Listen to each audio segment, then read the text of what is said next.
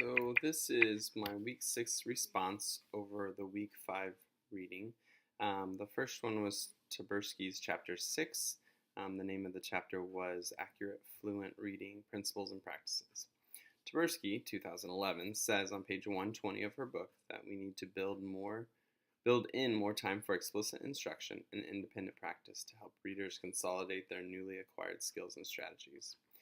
Sometimes at the beginning of the year, of the school year, with the meetings that we're sitting through, I feel like I am in need of some independent practice to make sense of everything that is being put in front of us. And when I found that when they do that, when they give you some time to try it out or practice with whatever it is that's new, that it is helpful, and I can see how this could also be helpful with the students. She goes on to say on page 121 that we need to teach to the middle level during whole class instruction and addressing the specific needs of all readers in small groups and one-on-one. There are 4 skills that Taberski 2011 would say are very necessary. 1 is that children need to develop phonemic awareness. Number 2, children need to know their letter names and sounds. 2 years ago, I had a student in my class, my kindergarten class, that I was pre-testing for her sounds. I pointed to a letter and said, "What sound does this make?" And she looked at me and then she goes, "Sounds kind of like that." And then I said, "What about this one? What sound does it, what does it sound like?" And she goes, "Kind of like a guitar." I knew I had some work to do with her, but thankfully by the end of the year she knew all of her letter sounds, and it got her ready to go for first grade. With the continued reading that they do in first grade. Number 3, children need to develop their sight word vocabulary. This frees up space in their working memory so they can work through the harder words. This was found on page 122. We do sight words in our class starting second quarter. So and I'll make note of that or mention that later. Number 4, children need to make words starting with CVC words and then onset and rhyme, followed by what's your name E words, and so on. This was found on 124. Taberski 2011 said that when children's independent reading texts are too difficult, they can't access meaning or use syntactical cues, leaving them to struggle letter by letter and word by word. That was on page 124. I've seen this firsthand with my students. Anytime they are reading that slow, they tend to not understand what they are reading. Another important key to figuring out words is having prior knowledge. This was found on page 124. One way teachers can show students what reading should look like and sound like is through the use of read-alouds and shared readings. Taberski, 2011, said that read-alouds and shared readings allow us to model how fluent reading sounds and how it enhances our enjoyment and shapes our understanding of a text. That was on page 127. Modeling flat versus animated will quickly show the students how to read aloud effectively. Taberski, 2011, has 5 tips for effective read-alouds. Number 1, love the books you read aloud. One of my favorite books to read aloud is Green Eggs and Ham, and I actually read it yesterday. One of my students brought it in. I don't know, it's just fun to read it and read it quickly and use lots of expression as he's getting really frustrated that he doesn't want to eat the green eggs and ham. Anyway, back to the tips to read aloud. So number 2, practice reading the book yourself before reading it to the class. Number 3, read expressively using your whole body. Number 4, read aloud nonfiction with as much attention and forethought as when you read fiction. This may be more difficult, but by pre-reading the text and knowing where to place emphasis, that could help.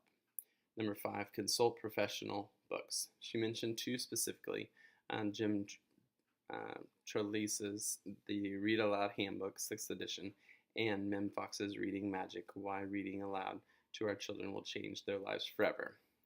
They give more read aloud tips, and they're great read aloud, and also give great read aloud titles. That was on page 127. Another suggestion she gave was to make a favorite read alouds book basket. Read the favorites over and over so students will become familiar with them and want to read them themselves. That was found on page 129. Tversky, 2011, talks in her book about how beneficial it is for students to learn sight words so they can attach the more difficult words and text concepts easier. Attack the more difficult words and text concepts easier. This was on page 130. Starting second quarter, I will introduce sight words to my kindergartners. We use flashcards and reading A to Z books in the class. I also recommend a website called teachermonstertoread.com at conference time to parents. My daughter has had great success with that free reading program. Website Tversky 2011 recommends for sight word games is www.trcabc.com. That's found on page 132. Switching gears to the Fountainist and Pinnell 2006 text. The text there was reading, for our second reading was teaching for comprehending and fluency, thinking, talking, and writing about reading K-8.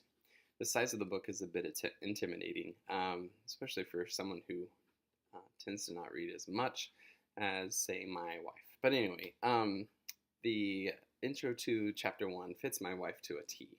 She loves to read. That was found on page 3, where they just kind of went on and on what readers are and what they're like. I found it interesting that Fountainist and Pinnell used Patricia Polacco's Thank You, Mr.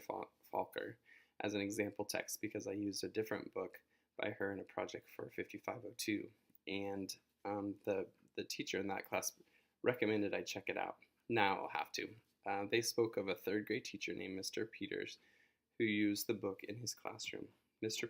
Peters prompted a comprehension conversation instead of administering a comprehension check. Found in Pinnell, 2006, page 4 and 5. I think this type of check is better than a quiz because it gets the students talking about the text and their connections to it. Fountainist and Pinnell 2006, say that the act of comprehending a text occurs before, during, and after reading. According to Fountainist and Pinnell, 2006, processing refers to the reader's complex set of strategic actions, including the use of visible information in the text, print, and art, and the thinking that readers do before, during, and after reading. Page 16. I think about this like a lot of times I compare watching movies to reading books, and how, when you watch a movie, sometimes it gets in your head, and I think that happens, with books as well. Readers that think beyond the text, according to Fountainist and Pinnell, have well understood the literal information and gone more deeply into its meanings. That was found on page 32. This definitely does not apply to my classroom because kindergartners are very literal, but for the proficient to advanced readers, this would be applicable. On page 54, Fountainist and Pinnell, 2006, talk about how readers make connections between the text and a wide variety of other kinds of knowledge. These connections create a rich fabric for expanding one's thinking. I feel that to be the case with the Tversky text, and while this one didn't speak to me as much, it still has some good information to give. That is all for now. Thanks.